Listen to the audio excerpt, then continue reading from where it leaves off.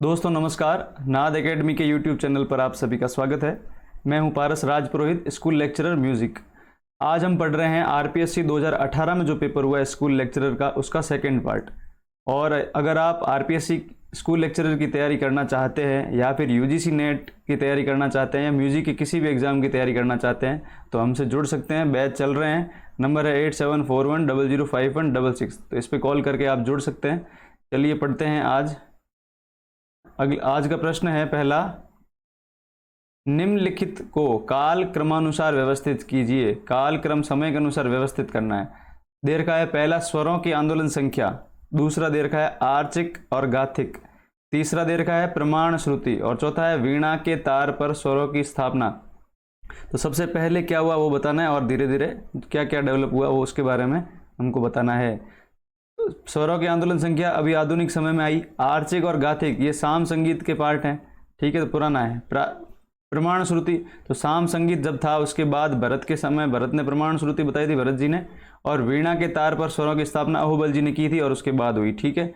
तो सबसे पहले आ जाएगा दूसरा दोनों में, उसके बाद देखना है दूसरे के बाद आ जाएगा तीसरा प्रमाण श्रुति। तो दूसरे के बाद तीसरा, ये रहा दूसरा, तीसरा, फिर चौथा और पहला। तो इसका आंसर हो जाएगा ये पहला, ठीक है। नेक्स्ट प्रश्न है,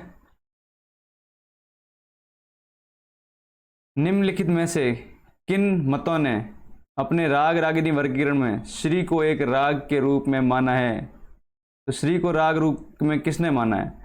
तो हमको पता है चार मत है, शिव मत, भरत मत, कलिनाथ मत, हनुमत मत। तो इन सब की राग कौन कौन श्री है? तो कॉमन राग, तीन कॉमन राग हैं। कौन कौन श्री, मेघ और भैरव।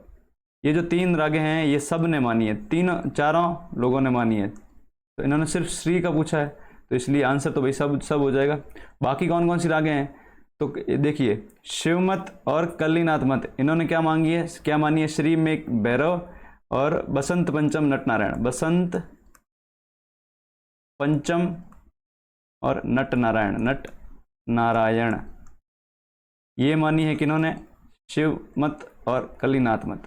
और भरत मत और हनुमत मत ने क्या मानी है? कॉमन है ये तीनों, और बाकी तीन जो बची है श्री, मेघ, भैरव, दीपक, मालकौंस और हिंडोल, ठीक है, दीपक, मालकौंस, हिंडोल। इसका आंसर हो जाएगा चौथा। उसके बाद अगला प्रश्न है 49, स्वर विरुद्ध पद तथा तैनक इंगित करते हैं। स्वर विरुद्ध पद तैनक बताओ, इसमें क्या हो जाएगा? तो ऑप्शन दे रखे हैं, प्रबंध की जाति को, प्रबंध के अंग को, प्रबंध की धातु को और प्रबंध के घराने को। तो देखिए, प्रबंध की जाति को करते हैं क्या, प्रबंध के अंग को करते हैं क्या, या प्रबंध की धातु को करते हैं? स्वर विरुद्ध पद तैनक पाठ और ताल सब क्या हो जाएंगे? प्रबंध के अंग हो जाएंगे। दूसरा, प्रबंध की जाति नहीं होंगे। धातु कौन से होते हैं? उद्ग्राह, मिलापक, ध्रुव, आभोग, चार धातु है ना, और घराने नहीं है। तो इसका आंसर हो जाएगा प्रबंध के अंग, दूसरा, ठीक है। अगला प्रश्न करते हैं, 50वां प्रश्न है, सही कूट को चुने। ऐसे स्वर समूह जो कुछ प्रमुख रागों को एक स्वतंत्र मुखाकृति प्रदान करते हैं उन्हें रागांग कहते हैं। स्वर समूह होता है जो रागों को एक आकृति प्रदान करता है या उनको एक पहचान देता है, उन्हें रागांग कहते हैं। ये बात ठीक है। भातखंडे के अनुसार एक मेल के अंतर्गत एकाधिक रागांगों का समावेश किया जा सकता है। भातखंडे के अनुसार एक मेल के अंतर्गत एकाधिक रागांगों का समावेश किया जा सकता है। तो किया जा सकता है, ठीक है। तो इसका आंसर ऑप्शन क्या हो जाएगा? दोनों सही है ना, तो ए और आर दोनों सही है। इसका आंसर हो जाएगा तीसरा, ठीक है। अगला प्रश्न करते हैं, 51, निम्नलिखित में से किसे सप्तक की प्रारंभिक अवस्था के रूप में जाना जाता है? सप्तक की क्या होनी चाहिए? प्रारंभिक अवस्था। तो क्या दे रखा है? साम स्वर सप्तक, मूर्छना, आर्चिक, गाथिक, सामिक या अष्टक। तो इसमें से क्या हो जाएगा? सबसे पहले जब सप्तक शुरुआत हुआ तो किससे शुरुआत हुई थी? साम स्वर सप्तक। तो सप्तक साम स्वर का सप्तक से के बाद में आई मूर्छनाएं, और ये जब साम स्वर सप्तक बना उनकी शुरुआती स्टेज थी आर्चिक, गाथिक और सामिक, है ना, और अष्टक। इसका आंसर हो जाएगा तीसरा। ठीक है, तो आर्चिक, गाथिक और सामयिक हो जाएगा जो इसका आंसर। उसके बाद अगला प्रश्न है 52वां, निम्नलिखित ग्रंथों को उनके काल क्रमानुसार व्यवस्थित करना है, काल क्रम के अनुसार व्यवस्थित करना है। ठीक है, तो नाट्य पहला दे रखा है नाट्य शास्त्र, उसके बाद संगीत पारिजात, संगीत दर्पण और बृहददेशी। तो सबसे पहला कौन सा आया था, नाट्य शास्त्र। ठीक है, तो पहले पे नाट्य शास्त्र सब में दे रखा है। उसके बाद संगीत पारिजात अहोबल का है, 1650 में आया। ठीक है, और संगीत दर्पण है 1625 में आया दामोदर का, और बृहददेशी आया छठी से 8वीं शताब्दी के आसपास। ठीक है, तो नाट्यशास्त्र सबसे पहले, उसके बाद आएगा बृहददेशी। तो पहला, चौथा, उसके बाद आएगा तीसरा, उसके बाद आएगा दूसरा, आंसर हो जाएगा इसका चौथा। ठीक है, और इनके कलाकार वही याद रखने हैं, नाट्यशास्त्र किनका है, भरत जी का है, आचार्य भरत। संगीत पारिजात किसका है, अहोबल जी का है, अहोबल।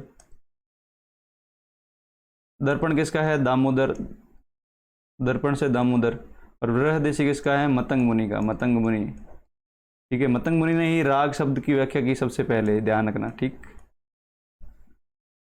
उसके बाद 53, सोल्फा स्वरलिपि पद्धति में तीव्र स्वरों को लिखने का सही स्वरूप इंगित कीजिए। तीव्र स्वरूप कैसे लिखते हैं, तो लिखा हुआ है, ऑप्शन दे रखे डारा, डेरे, डूरू या डीरी।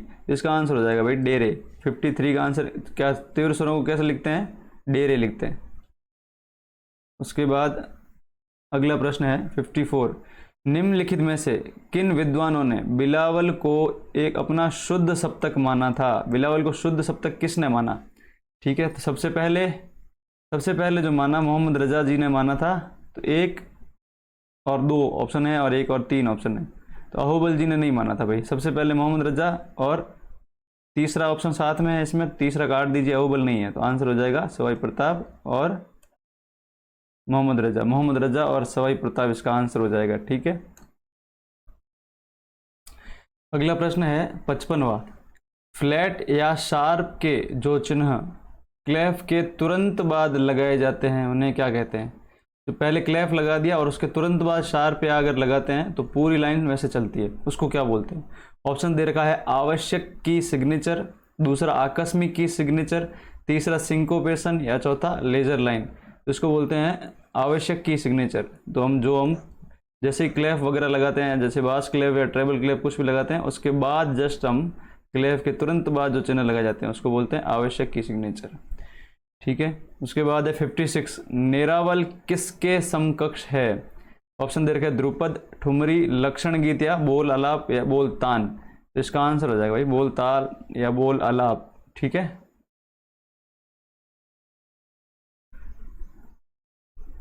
अगला है, यदि माइनर स्केल के प्रारंभिक स्वर को सा मान ले तो वह किस थाट के समकक्ष होगा। तो माइनर स्केल को सा मानना है, इसका मतलब नॉर्मल यही पूछा है कि पाश्चात्य माइनर स्केल जो है वो हमारा कौन सा थाट कहलाता है। तो ऑप्शन दे रखे हैं भैरवी, आसावरी, तोड़ी और भैरवत। इसका आंसर हो जाएगा आसावरी। मेजर बोलता है तो बिलावल होता है और माइनर बोलता है तो आसावरी होता है। ठीक है, अगला प्रश्न है, कल्लीनाथ ने टीका लिखी किस पर लिखी। ऑप्शन है नाट्यशास्त्र पर, संगीत सम्यसार पर, संगीत रत्नाकर पर या मान कौतूहल पर। तो इसका आंसर हो जाएगा संगीत रत्नाकर पर। जो नाम क्या है कलीनाथ ने लिखी, उसका नाम है कला निधि, कला निधि। ठीक है, वैसे इनके ऊपर 4 टीकाएं लिखी गई है, जिसमें से एक ने कलीनाथ ने लिखी थी जिसका नाम है कला निधि। अगला प्रश्न है 59, भातखंडे के अनुसार कोमल निषाद की आंदोलन संख्या है। कोमल निषाद की आंदोलन संख्या क्या है। तो कोमल निषाद की आंदोलन संख्या ऑप्शन दे रखे 432, 452, 405 और 381। तो ये 432 ही है। पाश्चात्य संगीत के अनुसार एफ की आंदोलन संख्या क्या है। तो एफ मतलब क्या हो गया, सी डी ई एफ, मतलब सा रे ग म, मध्यम की पूछी है ना। तो मध्यम क्या 240, 270, 300 और 320। तो आंसर हो जाएगा 320। ठीक, अगला प्रश्न है, निवृत्ति बुआ सरनाई का संबंध किस घराने से है। तो निवृत्ति बुआ सरनाई का संबंध किससे है, जयपुर घराने से है ना। इसका तो आंसर सीधा लगा दीजिए, आगरा, किराना, ग्वालियर, जयपुर, जयपुर घराने से संबंधित है। उसके बाद दे रखा है प्रश्न, निम्नलिखित वाद्यों को काल क्रमानुसार व्यवस्थित कीजिए। मतलब पहले कौन सा वाद्य आया, उसके बाद कौन सा, उसके बाद कौन सा। ठीक है, ऑप्शन दे रखे मधुकरी, दुदुम्बी, चित्रावीणा या सरोद। इसका अपन को ये तो पता है सरोद जो है ये अभी एकदम नया वाद्य है ना, तो लास्ट में देखो सरोद कहाँ है, ये तो इसका आंसर ये वैसे ही हो जाएगा। और दुदुम्बी सबसे पहले आया तो दुदुम्बी ये रहा दूसरा, सबसे पहले दुदुम्बी आया, फिर चित्रावीणा, फिर मधुकरी। ठीक है, तो आंसर हो जाएगा इसका तीसरा। उसके बाद अगला प्रश्न है, सुमेलित करना है। यहाँ पे कलाकारों के नाम दे रखे हैं और उनका घराना दे रखा है, उनको व्यवस्था हमको मिलाना है। तो नथन पीर बख्श, नथन पीर बख्श किसके कहाँ के ग्वालियर घराने के। ठीक है, तो पहले का ए का दूसरा और ए का दूसरा मिलाइए, दो ऑप्शन में है। ठीक है, उसके बाद गग्गे खुदा बख्श, गग्गे खुदा बख्श ग्वालियर क्या आगरा घराने के हैं। ठीक है, तो आगरा घराना बी का तीसरा, बी का तीसरा यहाँ दे रखा है, बी का तीसरा, तो बस आंसर ये हो जाएगा। सी का चौथा हो जाएगा, काले खां हो जाएंगे पटियाला घराने के, और बंदे अली खां हो जाएंगे आगरा घराने के। चलो, तो आंसर इसका चौथा है। नेक्स्ट प्रश्न देखते हैं, सारंग देव के अनुसार अच्युत षडज किस श्रुति पर है। तो हमको पता है, हमने श्रुतियां पढ़ रखी है और उनके सभी के स्वर पढ़े हैं। क्या है सबसे पहले, तो कैशिक निषाद पहली श्रुति पे, कैशिक निषाद, काकली निषाद, उसके बाद च्युत षडज, और उसके बाद जो है अच्युत षडज। इसका मतलब चौथी श्रुति पे क्या है, अच्युत षडज, जिसको षडज को ही बोला गया है। ठीक है, तो चौथी श्रुति कौन सी होती है, तीव्र कुमुद मंद छंद, तो आंसर हो जाएगा छंद, मतलब छंदोवती। ठीक है, नाम हमने 22 श्रुतियों के याद रखे थे, तीव्र कुमुद मंद छंद, दया रंज रक्त रौद्र क्रोध वज्र प्रसार प्रीति मार्ज शक्ति रक्त छंद आ मंद रो रम्य उग्र क्षोभ, उस हिसाब से याद किया है। ठीक है, तो इसका आंसर हो जाएगा छंदोवती। उसके बाद 65, अहोबल ने अति तीव्रतम संज्ञा किस स्वर हेतु प्रयुक्त की है। तो अहोबल की स्वर फिर से आ गया, ये श्रुति और स्वर पुराने कलाकारों ने जो व्यवस्था दी है उसके क्वेश्चन आया, एक वो आ गया एक ही आ गया, तो एक ही पेपर में दो क्वेश्चन आ गए। ठीक है, तो अति तीव्रतम की संज्ञा किसको दी है, तो गंधार को दी है, हमको पता है, हमने याद कर रखा। सिर्फ एक ही ऐसा स्वर है जिसको तीव्र तीव्रतर तीव्रतम अति तीव्रतम तक पहुंचाया, तो गंधार इसका आंसर हो जाएगा। ठीक, उसके बाद अगला प्रश्न है, पाइथागोरस क्या पाइथागोरियन सप्तक में 256/243 अंतराल कहलाता है। इसको क्या कहते हैं, 256/243 अंतराल को क्या बोलते हैं, कोमा, हेमिटोन, हेमिटोन या माइनर टोन। तो इसका आंसर है हेमिटोन बोलते हैं इसको, 256/243 को क्या बोलते हैं, हेमिटोन। अगला प्रश्न है, पंडित भातखंडे के किन शुद्ध स्वरों की आंदोलन संख्या पश्चिमी स्वरों से भिन्न है। ठीक है, ऑप्शन दे रखा है सा और प, तो इन दोनों की आंदोलन संख्या पश्चिमी में भी सेम ही होती है भाई, मध्यम और पंचम में भी सेम ही है, मध्यम और निषाद में भी सेम है। गंधार और दैवत की अलग अलग है, गंधार और दैवत की क्या है, पाश्चात्य वाले 300 मानते हैं, हम मानते हैं 301, पाश्चात्य वाले दैवत को 400 मानते हैं, हम मानते हैं 405। ठीक है, तो दोनों की अलग अलग है, ये ध्यान रखना है। तो आंसर हो जाएगा इसका चौथा। उसके बाद अगला दे रखा है 68 प्रश्न, संगीत पारिजात, संगीत पारिजात किसका ग्रंथ है भाई, इनका ग्रंथ है अहोबल का। कब लिखा गया, फिर से बता रहा हूँ 1650। ठीक है, पहले भी बताया फिर बता रहा हूँ। संगीत पारिजात में कितने पूर्व विकृत और तीव्र विकृत स्वरों का उल्लेख है। लो फिर आ गया श्रुति स्वर व्यवस्था से, तो इसको बहुत अच्छे से मैंने पढ़ाया है, तो आपको ध्यान रखना है। पूर्व विकृत तीव्र विकृत कितने कितने दे रखे हैं, तो पूर्व और कोमल मिला के हमको 8 स्वर दिए थे और तीव्र मिला के हमको 14 स्वर दिए थे। जिसी में ही अभी जो पुराना प्रश्न था गंधार, जिसको अति तीव्रतम तक ले गया, अति तीव्रतम तक, अति तीव्रतम तक ले गए थे, बाकी कोई भी स्वर अति तीव्रतम तक नहीं जाता। तो 8 और 14 जो है ये इनका आंसर हो जाएगा, चौथा आंसर हो जाएगा। 69 प्रश्न है, पदाश्रित गीतियों की संख्या क्या है, 4, 5, 7, 9। तो आंसर है इसका 4। कौन सी, 4 पदाश्रित गीतियां हैं, 4 पदाश्रित गीतियां। पदाश्रित कौन सी, मागधी, अर्धमागधी, मारदी, संभाविता, संभाविता और पृथुला। मागधी, अर्धमागधी, संभाविता, पृथुला। ठीक, आंसर हो जाएगा पहला। ठीक है, नेक्स्ट प्रश्न है 70वां, पाश्चात्य स्वर लिपि में ये जो चिन्ह दे रखा है, ये इसको क्या कहा जाता है। तो ऑप्शन दे रखे हैं मिनिम, क्रोशे, क्वेवर और सेमी क्वेवर। तो इसको क्या बोलेंगे, सेमी क्वेवर। कैसे, सबसे पहले याद करना है क्या किया था, ब्रीव, फिर जैसे 2 लाइनें और बीच में खाली जगह, ब्रीव सेमी ब्रीव, फिर मिनिम, मिनिम में क्या कर देंगे, एक लाइन खड़ेंगे, तो ब्रीव सेमी ब्रीव मिनिम, फिर बीच में इसको भर देंगे और एक लाइन खड़ी, तो ब्रीव सेमी ब्रीव मिनिम क्रोशे, और फिर इसको और भर देंगे और एक लाइन ऐसे कर देंगे, तो ब्रीव सेमी ब्रीव मिनिम क्रोशे क्वेवर, और 2 लाइनें यहाँ पे, तो 2 लाइनें करने पर क्वेवर की जगह हो जाएगा सेमी क्वेवर, एक क्वेवर ये सेमी क्वेवर, तो ये वाला साइन दे रखा है तो हो जाएगा सेमी क्वेवर। ठीक है, अगला प्रश्न है 71, सरस्वती हृदय अलंकार ग्रंथ के लेखक हैं, तो सरस्वती हृदय अलंकार किसने लिखा है? ऑप्शन दे रखे हैं नान्यदेव, पार्श्वदेव, श्रीकंठ और सोमेश्वर, तो इसका आंसर हो जाएगा नान्यदेव, सरस्वती हृदय अलंकार, ठीक है, के लेखक हो जाएंगे नान्यदेव। अगला प्रश्न 72, निम्नलिखित में से कौन कथक नृत्य के विकास से संबंधित नहीं है, जिसने कथक के विकास में सहयोग नहीं किया? पहला दे रखा है राजा चक्रधर सिंह, किया इन्होंने भी भाई, बिंदादीन महाराज ने तो किया ही है सहयोग, वाजिद अली शाह ने भी किया है, राजा भाग्य चंद्र सिंह ने नहीं किया है। इन्होंने जिसमें मतलब सहयोग किया है वो ग्रंथ, वो नृत्य है मणिपुरी, ठीक है, मणिपुरी में इन्होंने सहयोग किया था, कथक में नहीं किया। ठीक, अगला प्रश्न 73, तबले के दिल्ली घराने के संस्थापक, सारे घरानों के संस्थापक तो याद करने पड़ेंगे। ऑप्शन दे रखा है कादिर बख्श, सिद्धार खां, मुनीर खां, राम साय जी, तो इसका आंसर हो जाएगा सिद्धार खां, दिल्ली के सिद्धार खान साहब। उसके बाद 74, निम्नलिखित में से किस संगीतज्ञ ने वाद्य वृंद के विकास में सहयोग नहीं दिया? वाद्य वृंद में किसने नहीं दिया? तो बार बार ये पूछा ही जाता है, एक तो वाद्य वृंद पूछा जाता है, वाद्य वृंद में एक स्वर लिपि के विकास में किसने सहयोग नहीं दिया? तो इन दोनों के बारे में पढ़ना चाहिए। ऑप्शन दे रखा है पहला तिमिर बरन, उस्ताद अलाउद्दीन खान साहब, जुबिन मेहता और मल्लिकार्जुन मंसूर। तिमिर बरन ने भी सहयोग दिया है इनका वाद्य वृंद में, इन तीनों ने दिया है, मल्लिकार्जुन मंसूर ने नहीं दिया। ठीक, 75 प्रश्न है, मेजर स्केल के लोअर टेट्राकॉर्ड में कितनी सेमीटोन होती है? मेजर टोन कौन सी होती है? मेजर टोन मतलब सा, रे, ग, म, प, ध, नी और सा।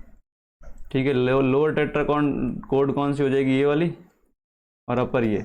इसमें बोला इन्होंने सेमीटोन कितनी है, तो सा से रे में टोन, टोन और ये सेमीटोन, उसके बाद फिर ये प, टोन, टोन, टोन और सेमीटोन।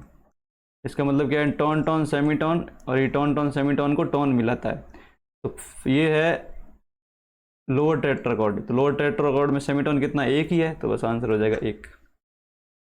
कौन सी जोड़ी गलत है? गलत जोड़ी को चुनना है।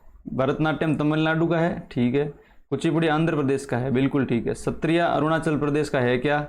मोहिनीअट्टम केरल का है। सत्रिया कहाँ का है? सत्रिया आसाम का है भाई, आसाम, ठीक है।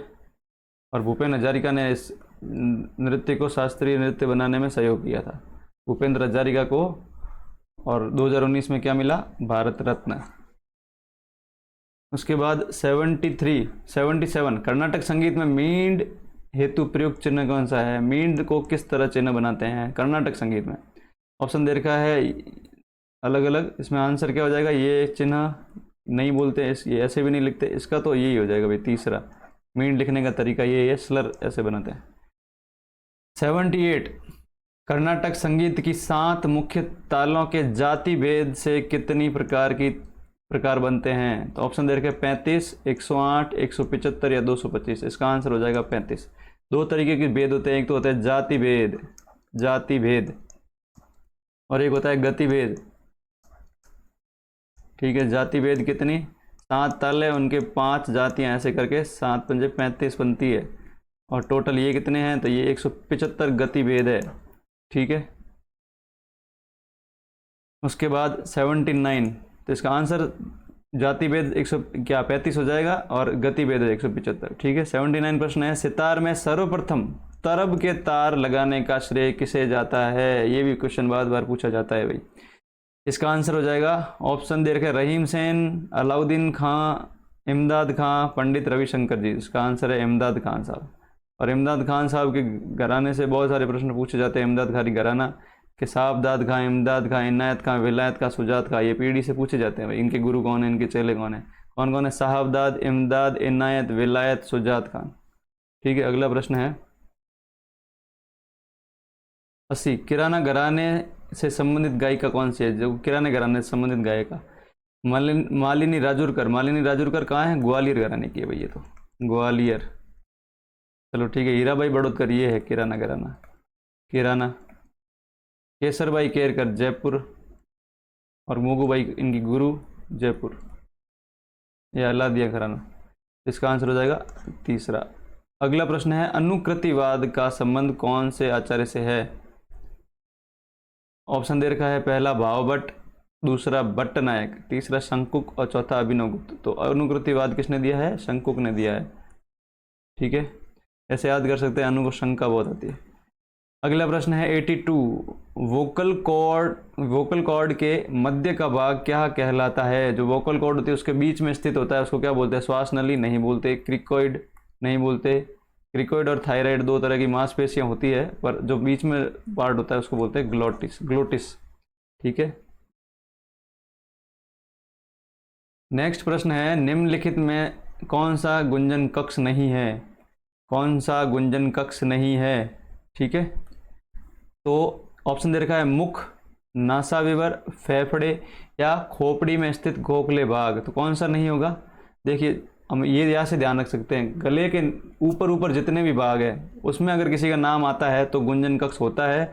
गले से नीचे जो भी है वहाँ कोई गुंजन कक्ष नहीं होता है। तो इसका आंसर हो जाएगा फेफड़े। ठीक है, वैसे 4 तरह के गुंजन कक्ष दे रखे हैं, मुख, नासाविवर और खोपड़ी में स्थित खोखला भाग जिसको फेरिक्स बोलते हैं ना, वो। ठीक, अगला प्रश्न है 84। निम्नलिखित में से कौन से दक्षिण भारतीय संगीत के त्रिमूर्ति के नाम हैं? त्रिमूर्ति पूछे जाते हैं, बार बार पूछे जाते हैं। ठीक है, तो ऑप्शन दे रखे हैं पुरंदरदास नहीं है, श्यामा शास्त्री है, कनकदास नहीं है, जगन्नाथ दास नहीं है, मुत्तुस्वामी है, त्यागराज है। ठीक है, तो आंसर हो जाएगा दूसरा, पांचवा, छठा। दूसरा, पांचवा, छठा। फिर 85 प्रश्न है कृति हिंदुस्तान संगीत की किस शैली के समकक्ष है? कृति किसकी शैली है? ये कर्नाटक शैली है ना, कर्नाटक शैली। किसके समकक्ष है? तो कृति समकक्ष है ख्याल के। बाकी देखने की जरूरत नहीं। ठुमरी क्या? जावल की समकक्ष है। ठीक है, तराना तरानम ही है, एक जैसा ही नाम आता है। अगला प्रश्न है 86। आलम्बन और उद्दीपन का संबंध किससे है? पहला, संचारी भाव से बिल्कुल नहीं, स्थायी भाव से भी नहीं, अनुभाव से नहीं, विभाव के विभाव दो तरीके के हैं, एक आलम्बन और एक उद्दीपन। तो आंसर हो जाएगा विभाव। ठीक, 87 का अभिकथन दे रखा है, डॉक्टर स्टेल ने बातचीत और गायन की आवाज को एक समान माना। नहीं माना भाई एक समान, गायन अलग और बातचीत अलग अलग माना दोनों को, चुन लेने। और कारण क्या बताया? गायन में जिस प्रकार वाइब्रेटो प्रयुक्त होता है वैसा बातचीत में नहीं होता। ठीक है, वैसे भी देखोगे अगर दोनों को समान मानेंगे तो फिर ये बातचीत में दोनों में समान होना चाहिए, इसलिए या तो ये गलत है या ये तो दोनों तो सही है ही नहीं। ठीक है, इसका मतलब, और एक समान बातचीत में और गायन में नहीं होता, इसलिए इसको गलत मान लिया, इसको सही मान लिया। ए गलत है, आर सही है। अगला प्रश्न है 88। रागाज ऑफ हिंदुस्तान के लेखक है कौन है? H.A. पोपली, स्वामी प्रज्ञानंद, O.C. गांगुली या फॉक्स स्ट्रैगवेज। यही है भाई, फॉक्स स्ट्रैगवेज। ये भी बहुत बार प्रश्न आता है नेट में, नेट का तो फेवरेट प्रश्न है। उसके बाद 89 प्रश्न है, उक्त कथन को इंगित करें जो सही नहीं है। पहला, भावाभिव्यक्ति का सशक्त माध्यम है संगीत। बिल्कुल ठीक है, संगीत के माध्यम से हम भाव की अभिव्यक्ति कर सकते हैं। दूसरा प्रश्न है, भिन्न भिन्न रागों से भिन्न भिन्न रसों की निष्पत्ति होती है। बिल्कुल ठीक बात है। अच्छे संगीत के प्रभाव को श्रोताओं पर देखा जा सकता है। ठीक बात है।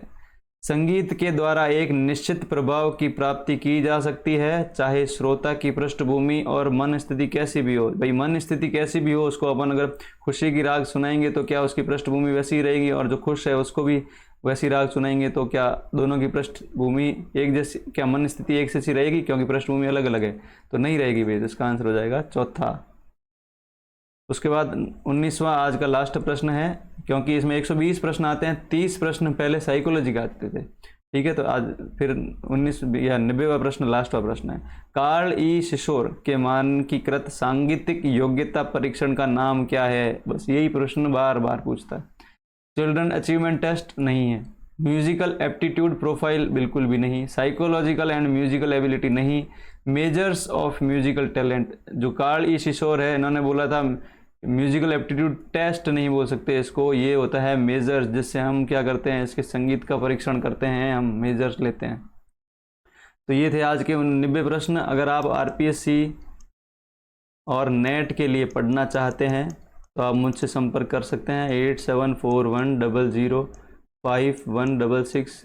आप पढ़ के देखें, उसके बाद आप डिसाइड करें कि कैसे करना है, क्या पढ़ना है। वैकेंसी आरपीएससी की आने वाली है और नेट की हर साल 2 बार आती है, तो जिसके भी एमई कर रखा है उन सब के लिए ये दोनों में तैयारी करनी चाहिए।